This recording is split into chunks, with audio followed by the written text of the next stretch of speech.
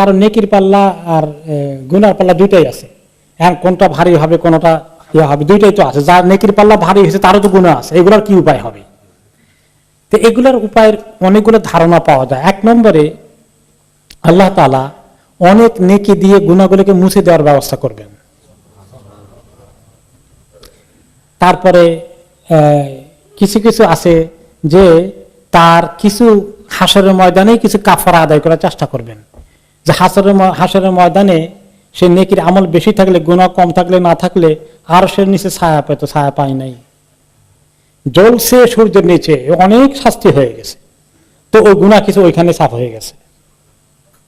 এরপরে যখন পুলিশরা পাড়ি দিচ্ছে, মানে আগুনের লেলিহান শিকার তাকে কামড়ায় ধরেছে, তাকে কিছু জ্বালিয়ে ফেলেছে, তার চামড়া পুড়ে গিয়েছে, তাকে টান ধরে নিচে ফেলে দিচ্ছিল, প্রায় সে লটকে ধরে আবার টিকেছিল, কসরত করে করে করে করে কোন রকমে পার হয়ে আসছে। ওই যে কিছু বাকি ছিল, বাকিরা সেফলি আসছে, যারা ওই গুনাহ তেমন একটা ছিল না তারা সেফলি আসছে, সে ওখানে তার অনেক সাফার, মানে তার দুশ্চিন্তা ভরে গেছিল, কম সময় পড়ে যায়। ওই সময় তার টেনশন গিয়েছে, আর কিছু তার শরীরের মধ্যে আগুনের থাবা টাবা লেগেছে, এগুলো পুড়ে টুড়ে গেছে, এগুলোর কারণে কিছু সাফ হয়ে গেছে।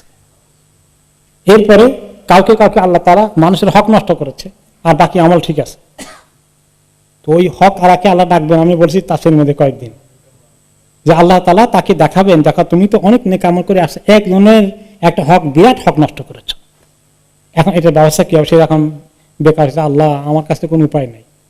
তখন হক আল্লাহকে আল্লাহ ডেকে আনবেন, ওই যে তার হক নষ্ট করেছে, এটা গুনার পাল্লার মধ্যে আছে, মাফ হয় নাই, এটা এখনো বাকি রয়ে গেছে। তখন আল্লাহ তাআলা ওই যে পাওনাদার তাকে বলবে, তোমার একটা পাওনা সে নষ্ট করেছে, মনে আছে তো? যে হ্যাঁ, নষ্ট করেছে। তো ওইটার আগে আল্লাহ তাআলা তাকে দেখাবেন, দুইজনকে এনে পাওনাদারকে দেখাবেন, ওই যে জান্নাতের এত সুন্দর একটা প্যালেস তার সামনে ফুটে উঠবে, এত সুন্দর যে আল্লাহ এটা কোন নবীর জন্য, কোন শহীদদের জন্য এটা বানিয়েছেন? কোন নবীর না, কোন শহীদের না, যে ব্যক্তি এটা দাম দিবে আজকে তাকে দেবো এটা।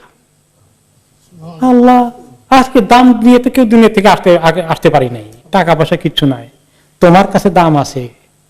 কি দাম আছে আমার কাছে? তুমি যে ওর কাছে পাওনা আছে, তোমার হক নষ্ট করেছে। ওই বেচারা কিন্তু নেককার মানুষ, কিন্তু খালি এই কাম করছে, একটা অপকর্ম, এর হক নষ্ট করে দিয়েছে। এর পাওনাটা তুমি তোমাকে এই ক্ষতিটা করেছিল, তোমার হক নষ্ট করে, হয়তো গীবত করেছে অথবা অন্য ধরনের তার হক নষ্ট করেছে। এখন তুমি যদি তাকে মাফ করে দিয়ে দাও, এটাই তোমার দাম হয়ে যাবে, ওই জান্নাত তুমি পেয়ে যাবে। এইভাবে তার পেমেন্টের আল্লাহ নিজে উদ্যোগ নিচ্ছেন, কারণ ওই বান্দাকে আল্লাহ জান্নাত দিতে চান।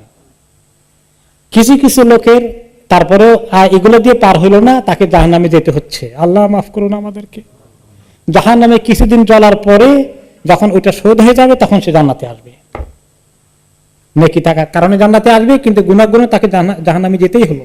আল্লাহুম্মা আজিরনা মিনান নার।